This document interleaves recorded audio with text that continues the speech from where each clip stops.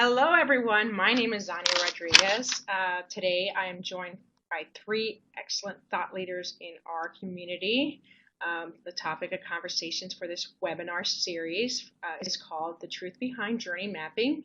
And for the next 60 minutes, we'll be talking and discussing and conversing on how journey mapping can help with your thought process, with your strategy, with really anything from end to end to help you understand how to really inform your organization and how to create journey maps to better have conversations within your organization.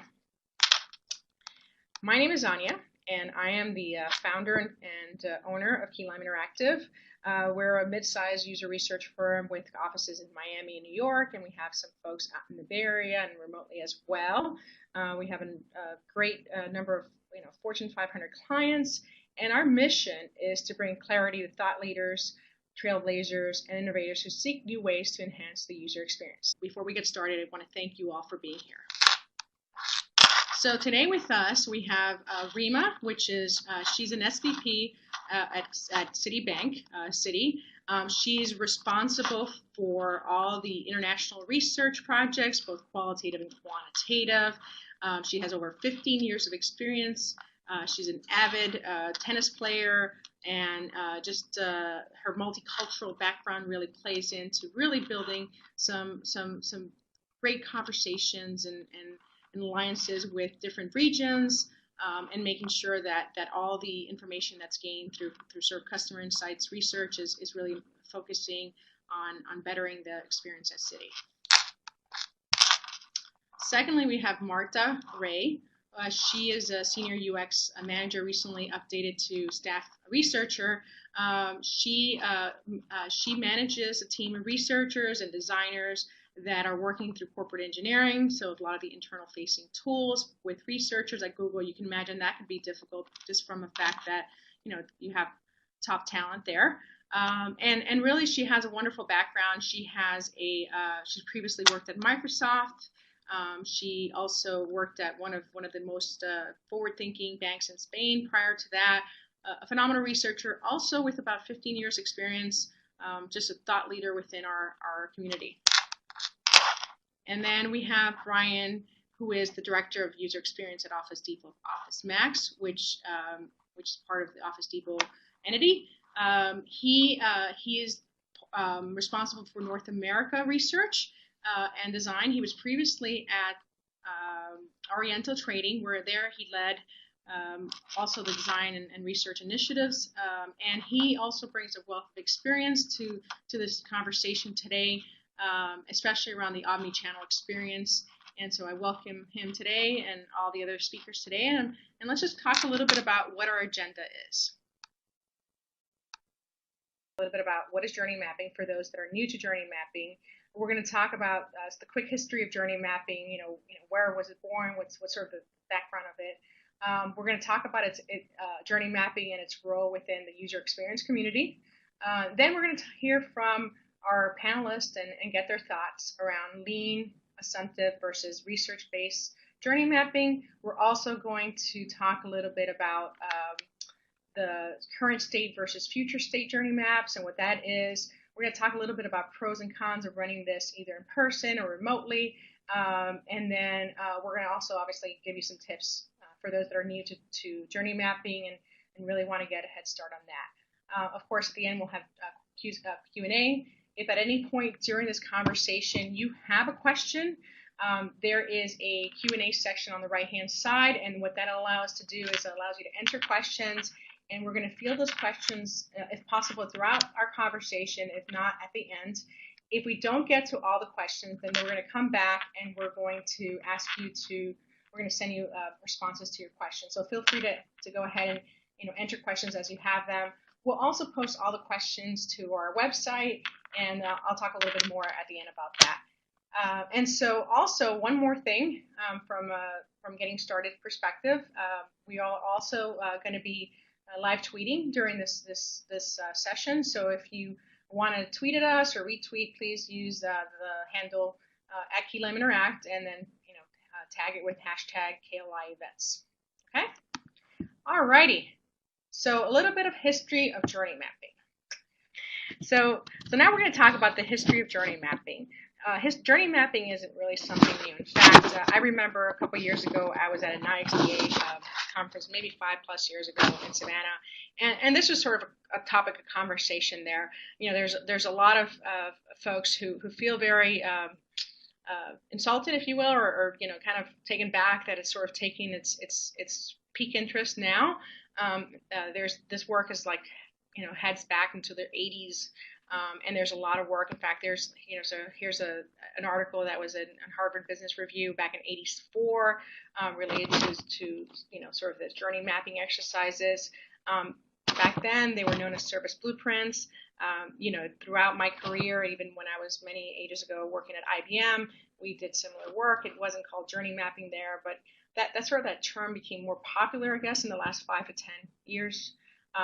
In fact, if you think back, adaptive path was really sort of at the forefront and kind of called them experience maps and put out sort of their take on the Rail Europe example. And if you haven't seen that, I invite you to just look that up, even though now they're part of Capital One. And so then what's happened in sort of our community in the last, I guess, 12 months or so is that we've seen a peak interest in that. And I think there's a lot of drivers around that, but mostly is that a lot of the companies are finally understanding that in order to really gauge what customer needs are and really how to optimize that customer experience, they need to understand the customer throughout the end-to-end experience.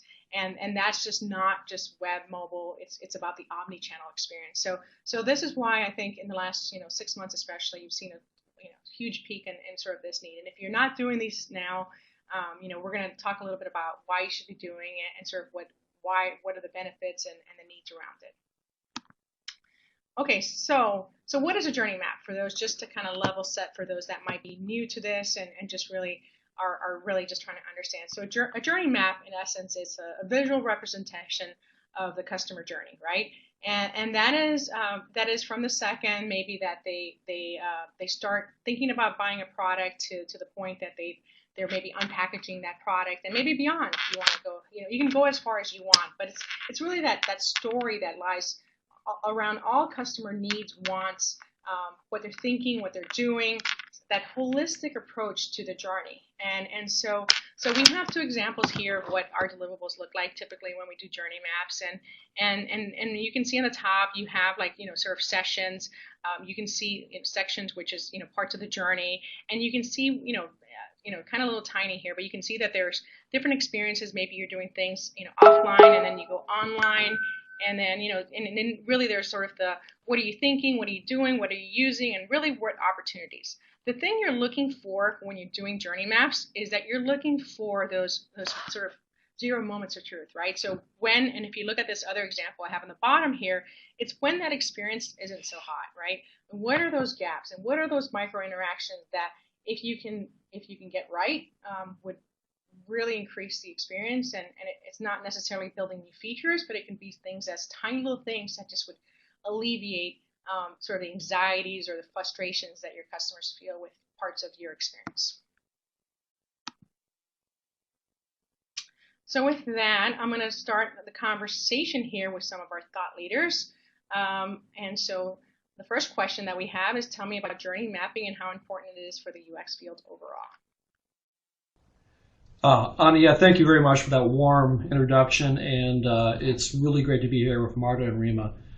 I think it's important because it helps you understand not just how the customers behave, but how he or she feels.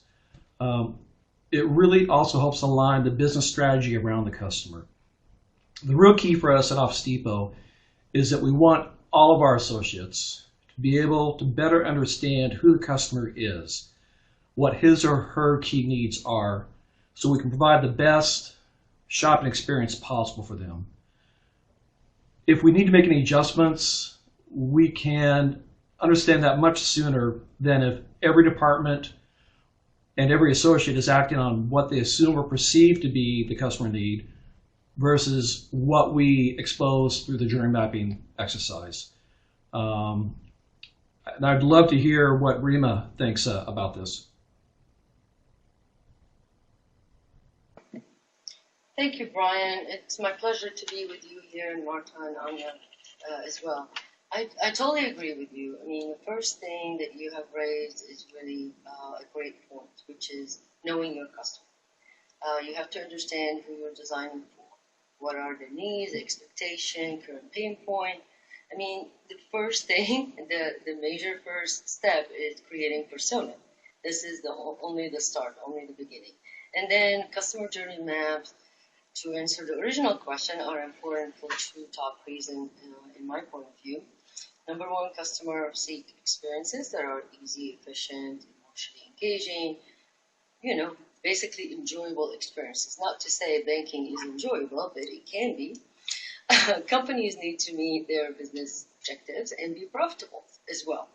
And plus, there's a brand image here that is really critical. So, in order to create empathy for the customer experience, we need to hear their stories. We need to understand the why behind the interactions at certain points that they do have with us. We need to understand how and why they consume certain products and services, and understand, you know, every touch point that they have with us at any point in time, with any channel. What are those emotional drivers? What are those signature moments of opportunity that are actually key for problem solving? And those key opportunities or signature moments are really have the biggest impact on the customer engagement and on the company brand. Martha, I'm sure you have tons to share with us with your experience working at Google as a UX manager. So I'd love to hear your thoughts. Hello, everyone. I am delighted to be part of this panel with Rima, Brian, and Ania, and the rest of the audience. We want to hear many questions from you. So journey mapping, I think as the UX field has grown in the past decades, we're involving more and more people from the very beginning in the type of work that we do. So one of the things that I love about journey mapping is that it's research-based. It surfaces key facts about users that many times UXers know, but maybe developers don't, or PMs don't, or our clients don't. So it's a very great way of visually explaining and sharing with everyone what are those key parts of the user engagement process with our application or with the process that we are studying, the things that we are building. So I think it's a wonderful tool to bring everyone together and have everyone on the same terms.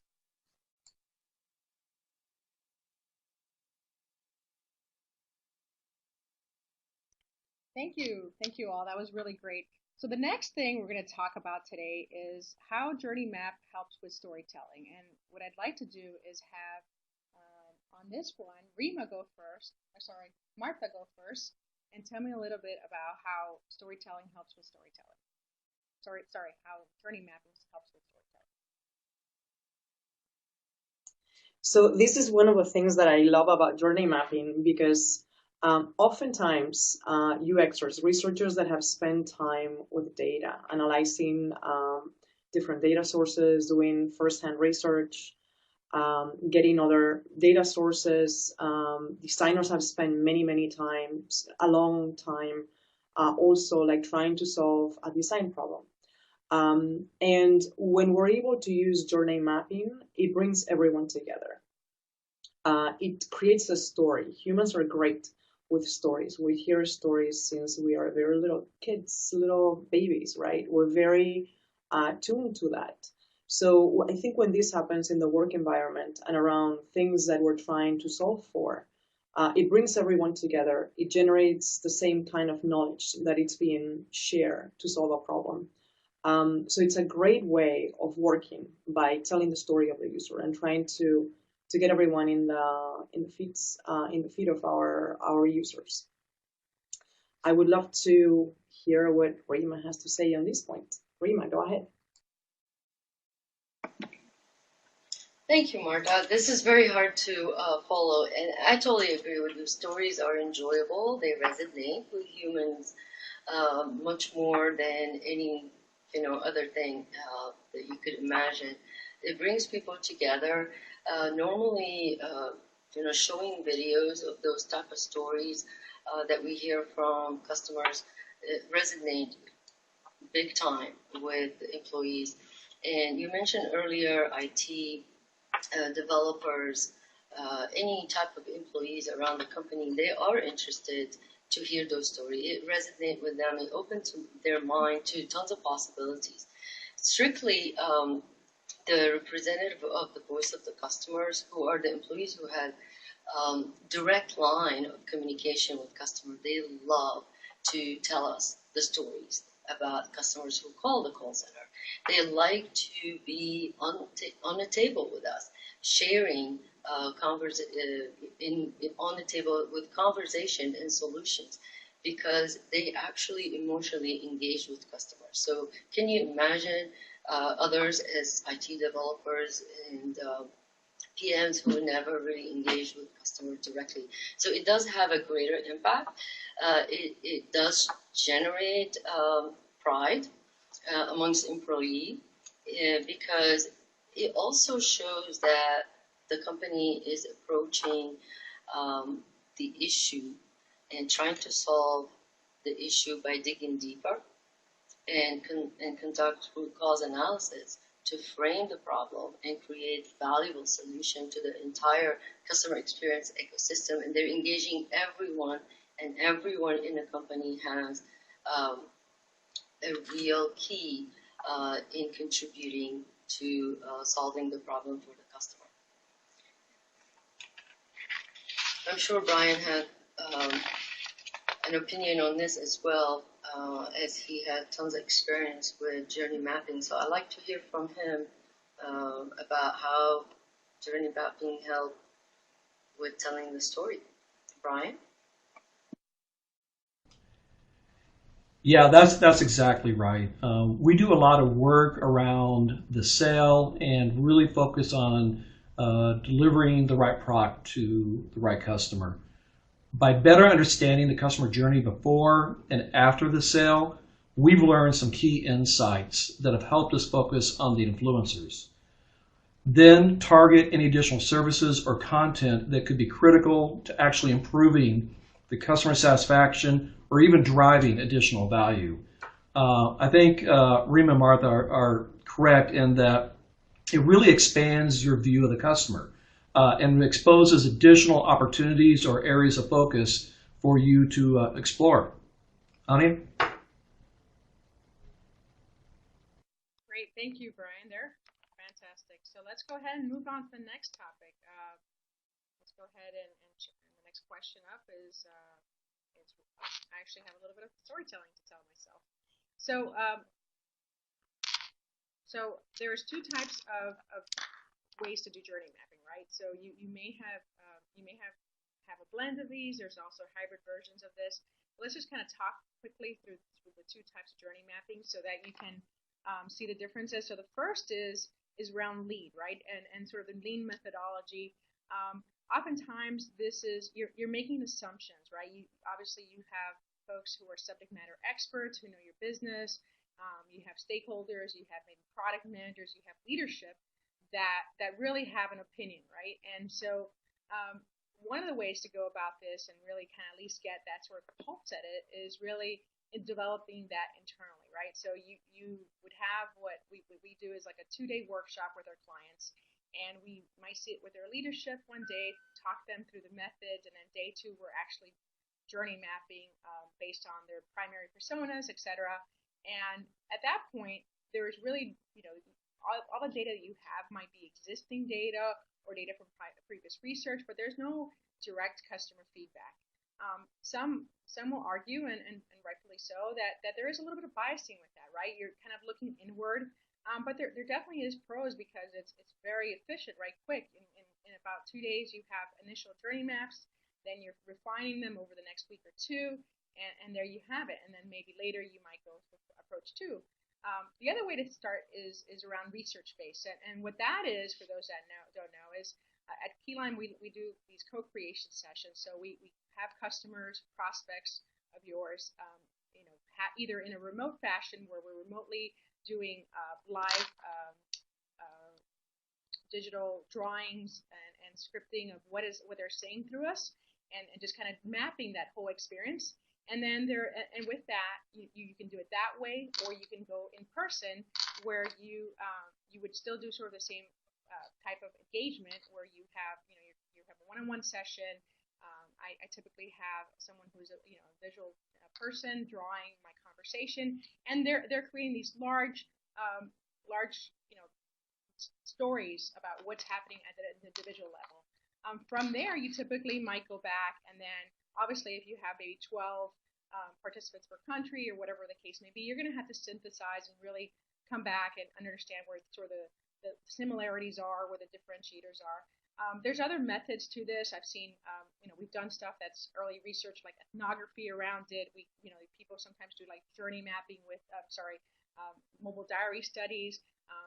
You can do focus groups. You can do one-on-ones. There's a lot of different flavors for this, but the sort of the strength of this method is that it's really sort of that conversation with your customer, right? It's really talking to them and understanding what their needs, because if you've always been looking inward, you might miss some of the sort of the big pictures, opportunities, and things that your customers are needing and wanting and thinking, that because of the time you've been internalizing things, you're just not going to capture it.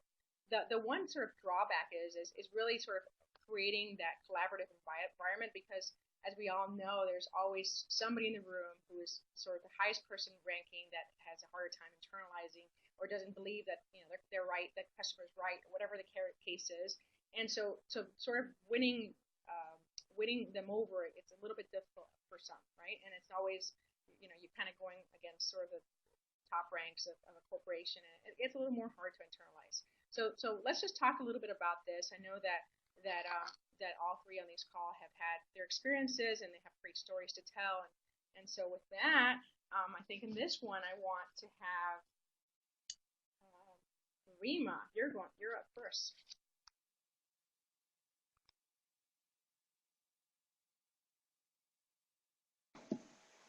Thanks, Anya. I totally agree with you on the collaboration part when it comes to lean testing, or lean versus research-based. Listen, there is a time for assumption, and there's time for getting in touch with reality, right? There's huge value, definitely, to hearing directly from the customer versus looking at some research internally off the shelf, such as analytics, maybe survey data, whatever the case may be. I mean, there's always a way to look at those data and make assumptions and do some analysis. But always is good to actually usability test the solution, so you're not off base with customers. Sometimes even with employees that had no line of sight to this particular project or program, we actually do that as well, to be lean and mean. But at the end of the day, you still have to validate with customers. I'm a big fan of research-based studies and research-based project, because we're not the customers. In a lot of cases, when you look at analytics, you're missing the why factor, the qualitative aspect of why customers do what they do, the way they do it. And the best way to find that out is to talk to them. And in this case, the moderator has a crucial role in getting those signature moment and emotional driver from the customer as they're telling the story. So still within that aspect of doing research, time and cost is a big factor, are big factors. However, they also can generate a lot of collaboration amongst the company as you review those journey mapping, and you really get people engaged to hear the true story and those key signature moments that drive solution and influence the brand. Knowing Google is big on research, I'd like to hear from Marta on her point of view.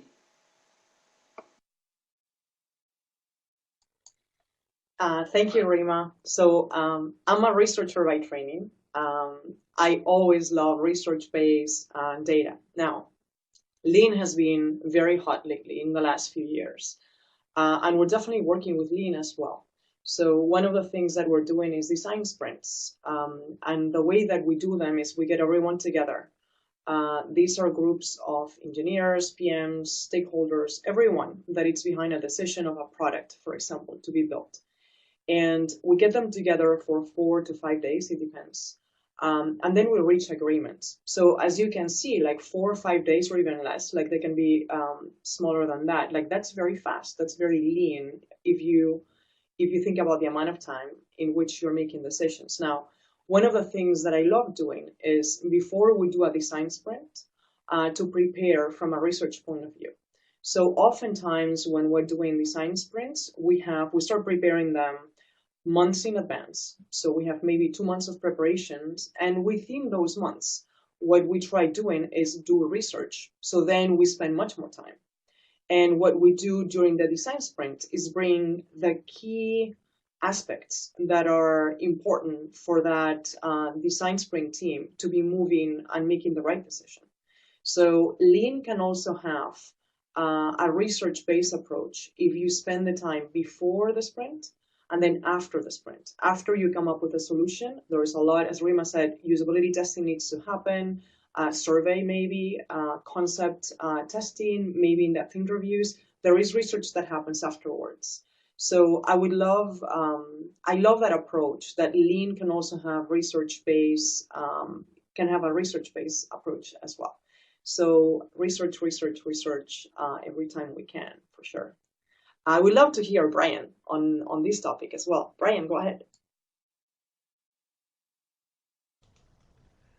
Thanks, Marta. To build on what Mar just said, at Office Depot, we adopted the lean assumptive approach as a way to quickly get started. We wanted to get all the teams engaged and start making progress, and then follow on with qualitative data, where we could then go in and check some of the biases we may have introduced into the journey mapping workshop. I think the number one goal was just to get started. We saw that the hurdles that we had to clear, taking a lean approach, were going to be much easier to overcome versus the research-based methodology. In the end, we all agree that you want to be data-driven. You want to be able to go ahead and make your decisions based on as much data as possible, but that shouldn't stop you from at least getting started. I would offer that to get started, if you haven't done journey mapping before, lean is going to be an easier approach than the research-based, but definitely then plan on following on with the research-based methodology. It'll allow you to go in and, again, check those biases, ensure the information that you're basing your strategy and your business around is as accurate as possible.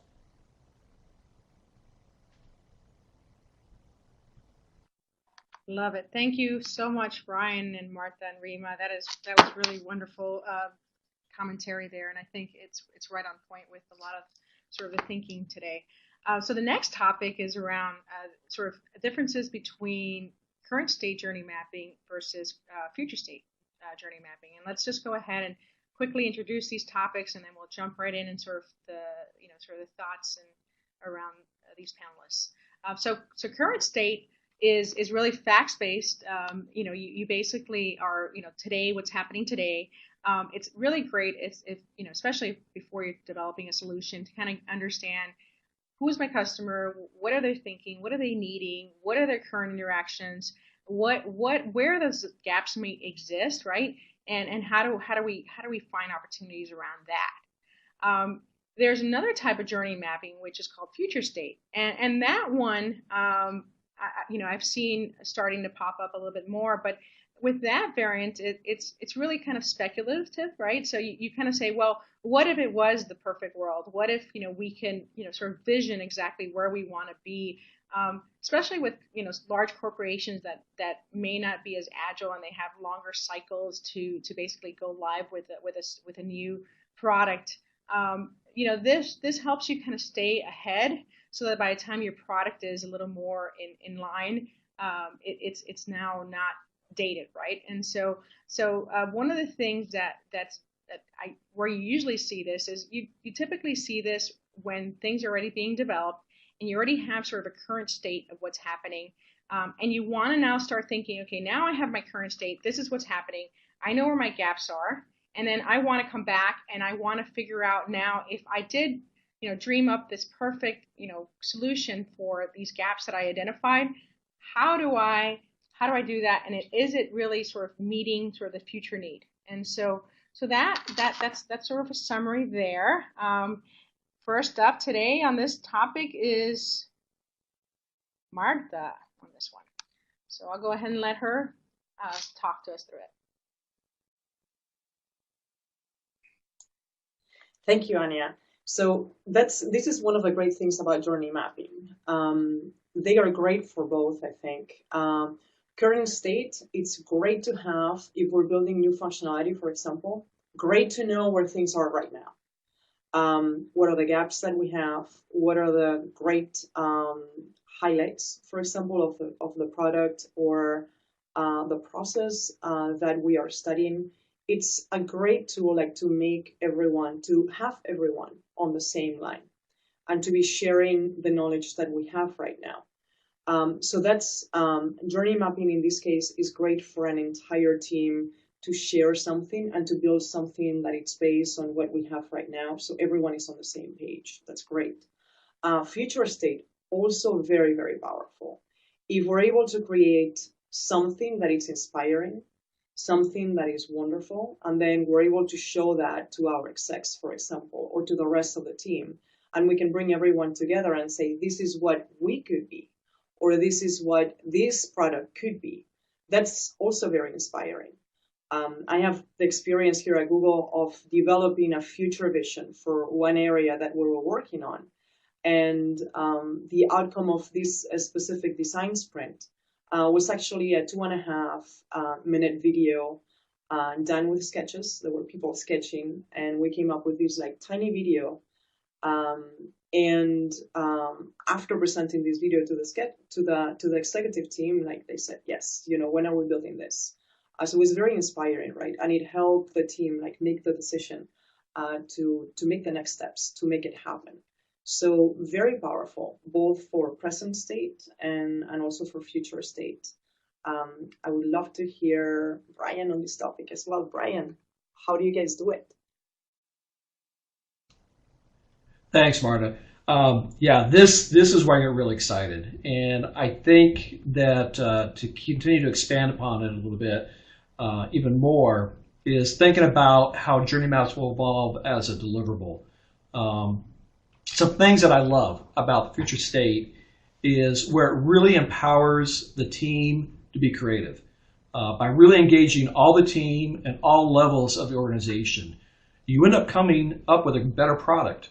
Some examples I've seen where I think journey maps right now are really impactful. At times, they're really delivered in more of a static kind of a printed format, a PDF.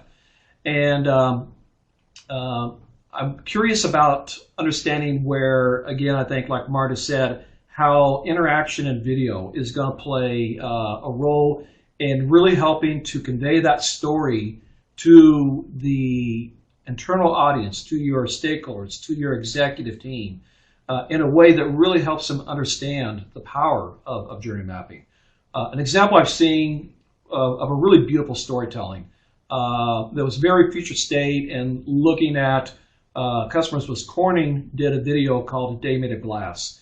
And it's just wonderful. It really talks about how they take their product, which is glass, and really see that evolving and really impacting the lives of customers in ways that would really be difficult to do in a print format. So I think helping to get kind of a current state view, I really believe, getting your print, your deliverable that you put on the wall, you can talk with the teams about, is really the right approach. I really am curious and really thinking that as we start talking about future state, you're going to see much more interactive, much more video being used to really tell a story that is compelling in the way that journey mapping works.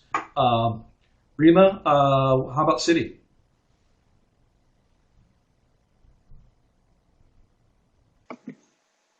Thanks, Brian, Martha. I think you guys really set the stage really high. It's hard to follow. You covered it really, really well.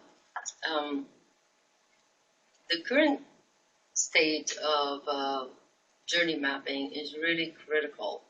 And for us, it really helped engaging everyone around the same goal of customer centricity. However, as it generates maybe quick fixes to stop the bleeding, it also helped bringing to UX practice to the next level. And throughout the whole entire organization. And so it really put the foundation for us to take that higher step into future state and what's next generation may be. Because you always want to make sure that the foundation, the needs of the customer are met first. And then you want to go into the innovation part of it and how you want to exceed customer expectation, how you want to really delight them. What's really the next generation product that would add the most differentiated and innovative value? And what does that really mean? How you actually create that product that actually help customer feel that we are integrated and adding value in their everyday life. And that's key when it comes to innovation. And it's actually a spectacular opportunity that excites everyone in the organization because there's no boundaries. You're starting from scratch and you're thinking beyond the current state. So anything in the future is really an exciting opportunity to delight. Thank you, Rima. That was really great, and thank you, Brian and Martha, like always. Okay, so a couple of really great questions are coming in along the way too, and so we're definitely getting some folks talking about sort of the value in seeing that. The next topic is around the sort of the pros of remote and versus in-person journey mapping, and let me just kind of define what I mean by that.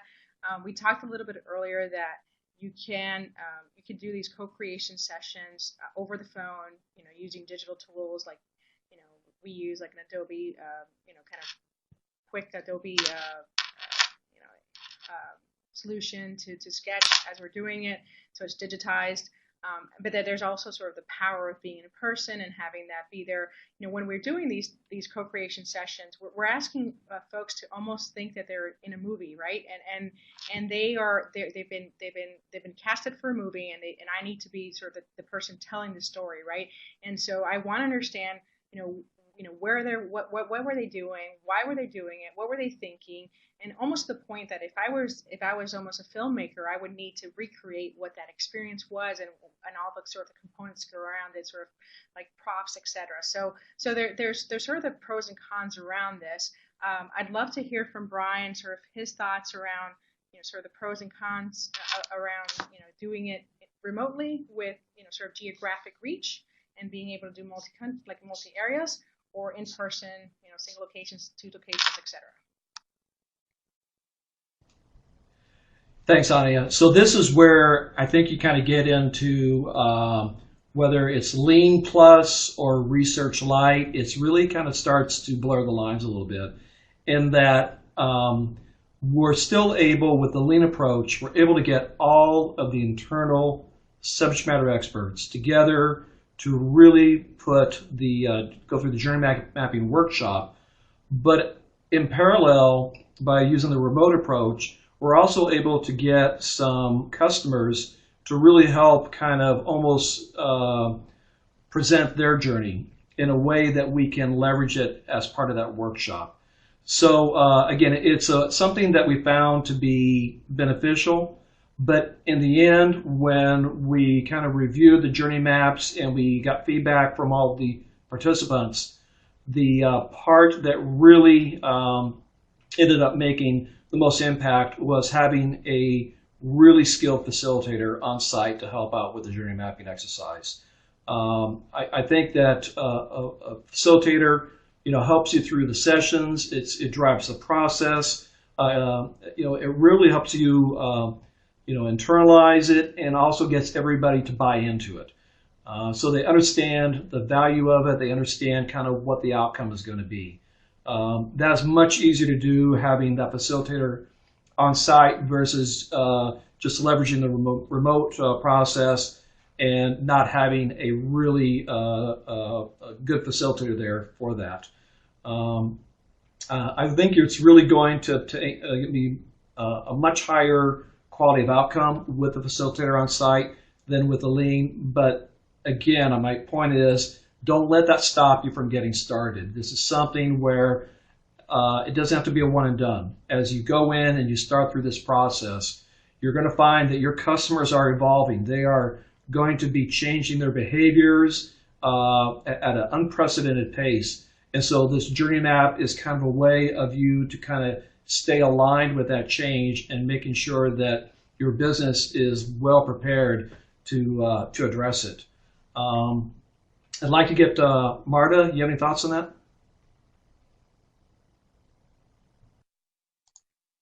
Yeah, I couldn't agree with you more, Brian. Definitely get it started. Listen to your user. If remote is the only way to go, then go remote. Remote is definitely much better than not getting that user perspective, that not learning from your users. In my experience, the times that we've done it on site. And different ways of doing it. So one can be through contextual inquiry. You might be able to, during the design sprints, for example, as we're learning about the user journeys, sometimes we have like 2-3 hours for everyone in the team to go and explore and ask users things. Sometimes we bring them to the room.